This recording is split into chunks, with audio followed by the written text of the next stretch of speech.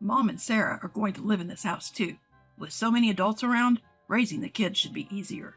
Of course, all the housework will be done by Mary. If you don't like that, the only option is divorce. I was stunned that my husband thought he could manipulate me with the threat of divorce. I often wondered what he thought his worth was as a husband. But I decided to set my delusional husband straight. I've already filed for divorce, so we're not a couple anymore. My name is Mary. I met William through work. William was incredibly kind and gentlemanly while we dated, and I fell for him. But after getting married, William's true colors began to show.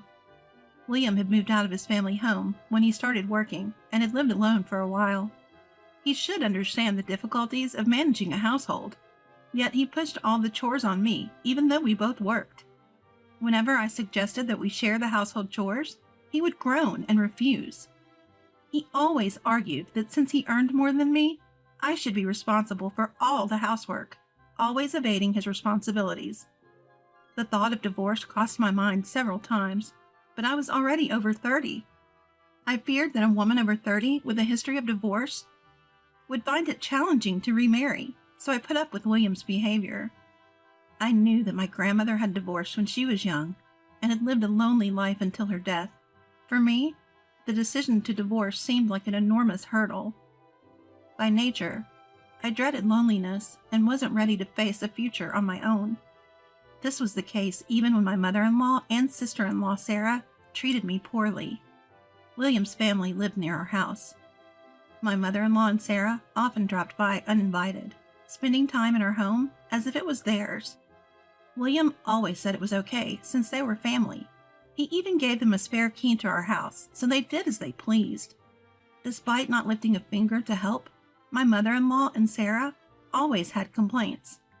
Complaining about dirt, saying they were hungry, the list went on. I asked William multiple times to tell them not to come over unannounced. William always dismissed my concerns, saying, "That's just the way Mom and Sarah are." When I finally broke down, telling him I couldn't deal with them anymore, he, for some reason, produced divorce papers. Wait, what? Are you saying we're getting divorced? It's not like that. It's just in case. If we have the divorce papers ready, you and I can split any time. If it bothers you so much, I'll ask my mom and Sarah not to visit often. We're having a baby soon. From now on, I'm putting you first. As a sign of my commitment, let's be ready to divorce at any moment. Honestly, I couldn't trust what William was saying. He always prioritized his mother and Sarah over me. He never really put me first. But with the recent news of my pregnancy, maybe William was starting to change. If he's serious about this commitment and wants to draft the divorce papers, then let's do it. So I filled them out with him. I hope we never have to use these papers. I'll change. William promised. I wanted to believe him, even if just a little. Probably because I remembered how kind he was when we were dating. True to his word, William called his mother and Sarah, asking them not to visit as often. It seemed he told them I was sensitive during my pregnancy and needed space. They seemed upset, but they understood for the sake of the baby. Life without unexpected visits from them was so much more peaceful. If I just stopped expecting William to help around the house, he was a considerate husband, especially with me being pregnant. I convinced myself that the problem was my expectations, so I stopped expecting anything from William. As long as he's trying to care for our family and me, that's all that matters. I didn't even mind doing all the housework anymore. Then, as my due date approached, I approached William with a request. William, there's something I'd like to ask. Can I give birth back in my hometown? Why do you need to give birth in your hometown? My hometown is a plane ride away. It seemed William assumed I'd deliver our baby here, but after much thought, I wanted to do it in my hometown. Since things were tense with his mother and Sarah, I felt it would be hard to rely on them if I needed help post-delivery. With my own parents, I could be more at ease and less stressed about the delivery. I hinted at these reasons, and after some thought, William agreed. But when I told mother-in-law and Sarah that I couldn't rely on them, I was shocked when they responded, "Why?" William had seen mother-in-law and Sarah barge into our home and constantly complain to me. This made me wonder if William even noticed or cared. It made me question if we could raise a child together. So when I went back home, I quietly took the already filled out divorce papers with me. I hoped I'd never need them. However, my wishes didn't come true. Once I returned to my hometown, I enjoyed some peaceful days at my parents' house. They took great care of me, eagerly awaiting their grandchild. I occasionally video called William. We chatted about our unborn baby and our lives, enjoying our conversations. Then, the day of the birth came. I gave birth to our son with all my might. William couldn't come due to work, so I sent him photos and videos of our newborn. He always said he couldn't wait to meet our son over the phone. Out of courtesy, I informed mother-in-law, Sarah, and father-in-law about the birth. Only father-in-law responded, blessing us and offering help if we ever needed it. Mother-in-law and Sarah seemed to enjoy bad-mouthing me, but father-in-law always had my back. I got an unexpected call from father-in-law. The content was shocking, making me decide something significant. A few days after father-in-law's call, I arrived back in the town where William and I lived. William, having taken a leave, was waiting at home. We didn't have a car, so I took the train and bus back. Ringing the doorbell, William opened the door with a big smile. "Welcome back, Mary. Where's the baby?" Expecting me to bring our child, he was surprised by my minimal luggage. Ignoring his confused question, I just said, "I'm back," and stepped inside. Inside the coat closet, several pairs of women's shoes confirmed that father-in-law's call was indeed true. "Why are there so many women's shoes here?" I playfully asked William. William responded, "Mom and Sarah are moving in with us. It'll be easier to raise the baby with more adults around. Of course, Mary will do the housework. If you don't like it, divorce is the only option." It seemed William had conveniently forgotten the promise he made to prioritize me above all else. The call I received from my father-in-law before returning here was a warning. Father-in-law had served as a public official for years and is now working 3 days a week in a re-employment scheme. Mother-in-law had always been a homemaker since they got married. However, as father-in-law started spending more days at home, she abruptly stopped doing the housework. Skilled at multitasking, father-in-law managed to juggle work and household chores. Yet, fed up with mother-in-law's lazy lifestyle and years of pent-up frustrations, he decided to divorce her. The house belonged to father-in-law's parents initially, so the property is in father-in-law's name. Mother-in-law would have to move out, and father-in-law assumed the only place for her to go was with William. If mother-in-law came to Williams, then Sarah, a 26-year-old with zero work experience and currently unemployed, would also move in. Father-in-law informed me of this. Though father-in-law apologized for the inconvenience, it helped me make a decisive choice about my future. How deluded was William to think I'd accept mother-in-law and Sarah moving in, or else face divorce? William seemed proud that he earned more than I did. But however high his income, that's just his value at work. I calmly informed William that his standing in our household, from a wife's perspective, was at its lowest. "I've already filed for divorce, so you and I aren't a couple anymore." "What? You're joking, right? We just had a baby. Without a father around, the baby will suffer. It'll be hardest for you." "It won't be hard. My parents at home are willing to help with childcare. In fact, I left the baby with them to come here today. Here's the key." When I handed the key to William, it seemed he finally grasped the situation. His face turned pale, and he asked, "This is a joke, right?" "Why would I lie about something like this?" I retorted. A commotion drew the attention of mother-in-law and Sarah. They arrived expecting to see the child, their faces brightening at the thought, but sensing the tension between William and me, their smiles faltered. "What's going on? Where's the child?" It was a flustered William who responded to mother-in-law's urgent query.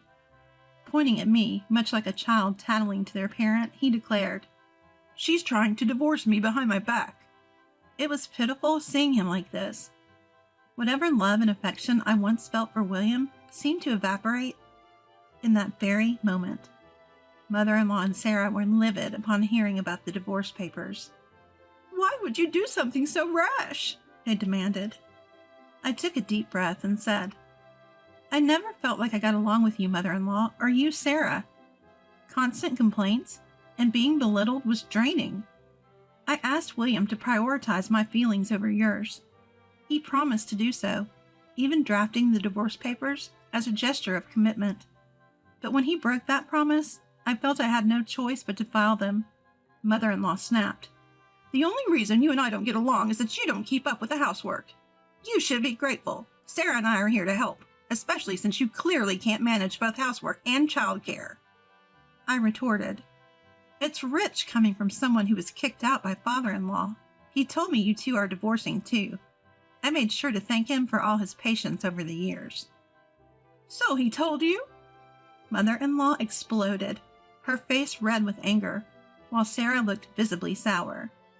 Come on, Mom, Sarah interjected with a mocking smirk. It's probably for the best. Mary was never up to the task anyway. The last thing I want is to be called incompetent by someone like you, Sarah. It was clear I wanted my own piece of revenge against Sarah. During my pregnancy, she'd often come over uninvited. Using my gaming console without permission, she'd throw the controller in frustration when she lost, which once resulted in it breaking. Instead of offering compensation or even a simple apology, she had the audacity to tell me to replace it. William's refusal to stand up for me against such blatant disrespect was one of the driving factors behind our divorce. Seeing Sarah maintain her disdainful expression was more than I could bear. Since we've been family all this time, I never spoke up out of respect. But considering this might be the last time we meet, I have something to say. Sarah, you should consider working. Being in your late 20s with zero work experience will make job hunting tough. Best of luck moving forward. Why should I be the one hearing this? I'm claiming a settlement from William in the divorce. Times might get tough financially, so please support him. Settlement in the divorce? Did my brother do something to you, Mary? While exasperated by their ignorance, I quickly pulled out my phone. I played the audio recordings of the harsh words from mother-in-law and Sarah and William's irresponsible remarks that I'd discreetly saved. The trio turned beet red and lunged to snatch the phone from me. Backing away from the approaching trio, I warned. Everything right now is being recorded. We're no longer a family. If you get violent, this becomes a criminal case. If you don't want to deal with the police, I suggest you keep your hands to yourselves. Finally grasping the gravity of the situation, mother-in-law broke into tears, sobbing.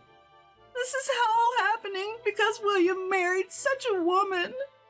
William shouted. Mom, you always said Mary was a good servant who listened well. Sarah yelled. I can't work. Absolutely not. Brother should pay for everything. It's all his fault for marrying Mary in the first place. Watching the three of them shift blame onto each other was both foolish and ugly. I addressed the trio without even looking their way. The reason I came today was to offer my gratitude one last time. While there have been rough patches, we've related as family. There were times I was grateful for your presence. Thank you. From now on, my lawyer will handle everything, so please refrain from contacting me directly. I said my goodbyes and left the arguing family behind. I never met with William or his family again. I left everything to my lawyer, who claimed the divorce settlement. William promptly paid up. However, news of William being sued for a settlement by his ex-wife became gossip at his workplace. This led to William becoming a layoff candidate. Eventually, he was advised to resign, and he did. Now he's apparently spending his days job hunting. Sarah and mother-in-law argued nearly every day, until Sarah decided to leave the house. Though Sarah managed to find a job at a regular company, she had no experience in the working world. She was treated as if she couldn't contribute at work and felt overwhelmed. With Sarah gone, mother-in-law ended up living with William and took on all household responsibilities. Since William was job hunting and tight on cash, she started working at a local grocery store. William often heard complaints from mother-in-law and was emotionally drained from it all. All this info about the trio was shared by father-in-law. From the time we got married, father-in-law has always been good to me. I wanted at least father-in-law to see my child, and when we visited, he was overjoyed. Father-in-law gets along great with my parents and occasionally drops by my childhood home to see how his grandchild is doing. I got a job near my parents' house and earn enough to support my child comfortably. My child is growing up healthy and active. Though I felt guilty for keeping my son away from his father, seeing him smile assures me that I made the right decision. Even without his dad around, I strive to provide a fulfilling life for my son. I'll continue to do my best in both my job and parenting every single day.